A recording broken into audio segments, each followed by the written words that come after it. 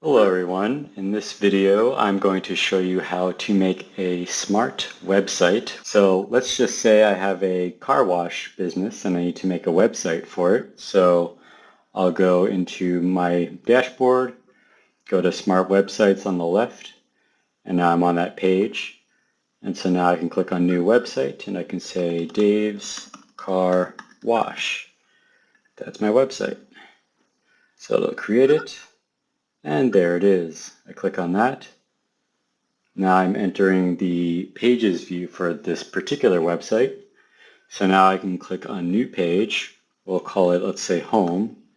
We'll give it a path of home, so that'll be /home when you go to the URL. And then I hit Next.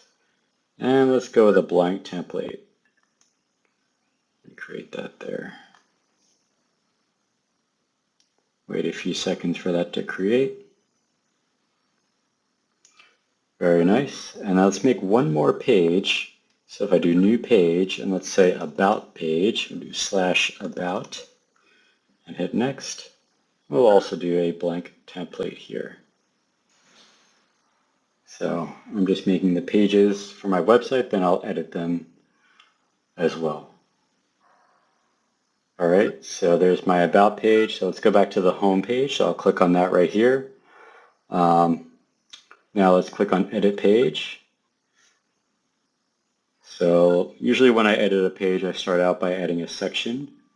So I'll put a section here and I'll put a headline in here. I'll call it Dave's Car Wash. And let's add another section with an image. So let me just drag in here an image.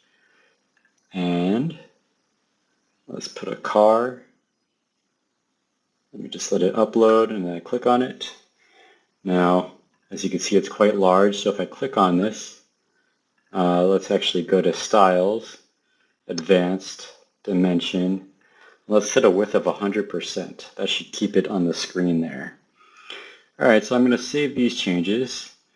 And there's one more thing I need to add. So I don't know if you noticed, but when I created the pages, let me just go back for a second just to show you the menu here. So when you create pages for a website, by default, the pages are added to the website menu. Now I can drag and drop to move a page out of the menu, but generally you'll want the main pages to be part of the menu. So that way when you go to edit the page, you'll see this hamburger menu option here. I can drag and drop that right here. And there we go, we have our two pages. So if I drag a page out of the menu, then it'll be removed from this menu here. And you can edit this, so I can change the font. Let's try Courier New. Let's try that. There we go. Let's save that. Now let's edit the About page. So let's go back here. Let me click on About, Edit Page, and let's go full width again. Let's put a headline. And let's say About. And let's put another picture on this page. So I think I have another picture here. Let's drag in the image.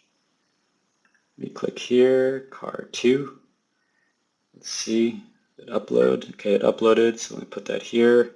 Click on the image again. Let's go to Styles, Advanced, Dimension. Let's do 100% width so that it doesn't go off the page. Actually, let me call this About Us. It's like an About page. And then lastly, let's again drag in the hamburger menu onto this page. And there it goes. Let's go with the same font as before. So again, I click on this div here that outlines the entire menu. Then I go to Styles, General, and then I can change this font here to Courier New. So let's save these changes. And once that saves, we can go back and let's go over here. Let's go back to the home page. Now I can click on this, either this button or this button to open the preview link. So there we go. Here's the page. Now if I click on About, it's now on the About page. So it's working. We have our little website. We have our menu. Now let's do one other thing just to kind of finish it up.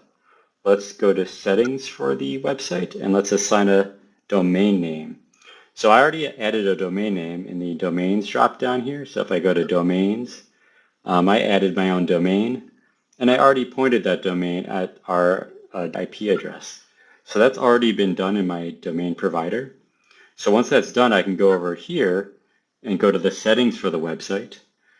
And let's give this a second here. And then once it's loaded, I can select my domain, hit save. And then once that's saved, I can go back here. And then as you can see, the URL is my domain and then the path of the page. And if I want to change the path of the page, I go to publishing and I can change that right here. In fact, I can set the path to blank, but I might have another funnel already on that path, so I won't do that. But you can make it a blank so that it'll just be a blank path so that it'll just be your domain here. But let's see how this looks. If I click on this link here, so now you can see it opens up with my domain. Then I click on these menu items and it goes between the pages. So there we go. We have a functioning website on my own custom domain, and that's how you do it.